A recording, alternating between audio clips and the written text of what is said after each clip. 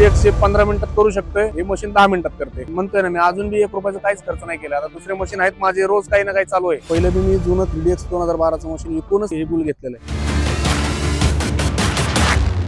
माझं नाव राजू चव्हाण. 20 वर्ष मी ऑपरेटिंग केलेलं आहे. त्याच्यानंतर एक मशीन घेतलं मी JCBचं. त्याच्यानंतर दुसरं एक मशीन घेतलं, ते मेंटेनन्स लई जास्त व्हायला लागला. त्याच्यामुळं बुलचं मशीन घेतलं, एक मित्रांनी सांगितलं. त्याच्यातून कळलं की बुलचं मशीन चांगलं आहे, किर्लोस्कर इंजन आहे, त्याला स्पीड पण चांगलं आहे मशीनला. त्याच्यामुळे आम्ही चौकशी केली, त्या हिशोबाने आम्ही मशीन बुक केलं. या मशीनचं बकेट कसं आहे, 90 डिग्री पूर्ण ओपन होतं, त्यामुळे खड्डा लागल तसं काढू शकतो आपण. आणि गाड्या भरताना, ट्रॅक्टर भरताना किंवा डंपर भरताना एकदम सॉफ्टली जातं काम करायला, अडचण नाही. ऑपरेटरला बी त्रास नाही. स्विंग स्पीड बी चांगलं आहे मशीनला. लिव्हर बी तसे 3DX हार्ड जातात, या मशीनचे लिव्हर बी सॉफ्ट आहे. बाकी मशीन पेक्षा तर लय भारी मशीन. बाकीच्या मशीनचं लोडर हाईट जात नाही तेवढं, ह्या मशीनचं लोडर हाईट बी जातं. हायवा एकदम सहज भरू शकतो आपण, एकदम सहज भरू शकतो. बाकी जेव्हा बी सर्व्हिसला काही प्रॉब्लेम झाला, फोन केले की लगेच येते ते सर्व्हिसिंगसाठी, जागेवर येते. तर आता 3DX ला मला लागतं 5.5-6 लिटर डिझेल लागतं. 5.5 सरासरी 5.5च्या पुढे जातं. तर हिला मी एव्हरेज काढला ह्या मशीनचा. ते दुसरं मशीन 26 तास चालतंय, 25 तास चालतंय. हे माझं मशीन 32 तास.